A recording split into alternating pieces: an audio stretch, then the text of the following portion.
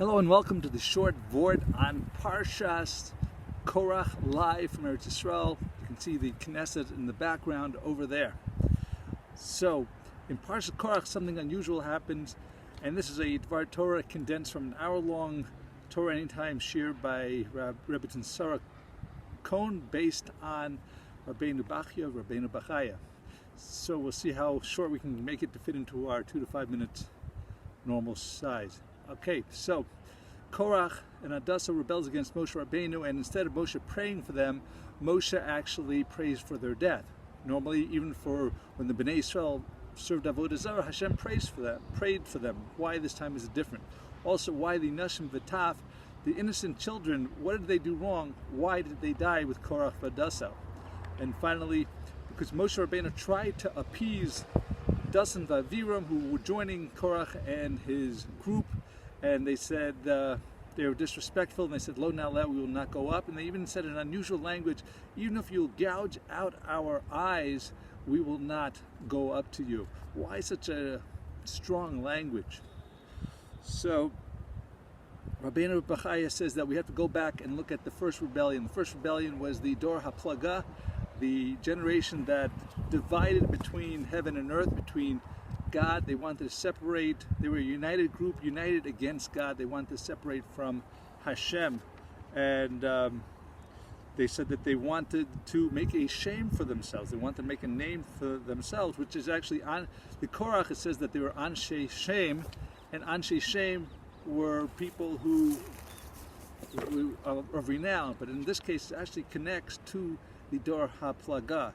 The Dor HaPlaga, so Mida Keneged Mida, for the rebellion and making separateness, so therefore they had separate languages. Now, turns out that Anshe Sodom was a Gilgal of the Anshe Dor HaPlaga.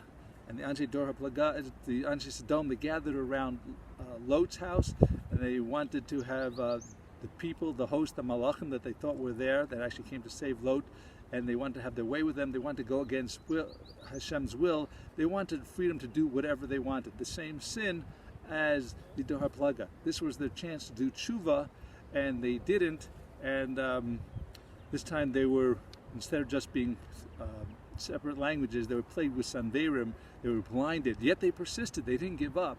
And that's why the two men that said to Moshe Rabbeinu, Dasan V'Aviram, they said that even if you'll gouge out our eyes like you did last time, we're still not going to come back up. So, and it says by the Anshe Dor Sodom, it says, Anshe Ha'ir, Anshe Sodom, Minar V'Zakeh, the people of the city, the people of Sodom. Why didn't it just say Anshe Ha'ir Sodom? They could have condensed it. What was that extra ear? So the Dor HaPlaga says, Hava Nivneh Lanu Ir, let us make for ourselves a city. So the Mukbalim say that the Anshe Ha'ir was a Gilgal of Ir Sodom, and the Dor HaPlaga, the opportunity to do tshuva came, but they didn't take advantage of it. They wished to remain independent to do whatever they want. Therefore, it's referring that the Anshe Sodom became the Anshe Ha'ir. They became the Dor HaPlaga once again. So we see the connection here. Now, it says in the Parsha, Vayikach Korach, so the Targum there, what did he take? It says Vitpaleg. So the Itpaleg, they separated, they divided, but that's also Dor HaPlaga. They're showing again a connection between this third rebellion that wanted the freedom to do whatever they wanted. They didn't want to follow Hashem's rules or Moshe Rabbeinu's rules as he gave from Hashem. So this was the third round, the third chance to be free, and they didn't take advantage of it. As the pasuk says, Vayakumu lifnei Moshe. Vayakuma implies that they existed from beforehand. Lifnei Moshe, that from before Moshe, meaning from previous generations, Dor HaPlaga and the Anshe Sodom.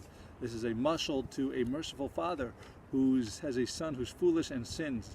The first time he sins, so he gives him a reprimand. The second time, he hits him with a makkah, and the third time, Misyayish Mimenu, he gives up from him, and that's the Dor HaPlaga. First time, it was a modest, they sinned, it was a modest thing, they mixed up the language. The second time, they were struck with blindness, and the third time, 3 strikes and you're out, they were buried alive until today.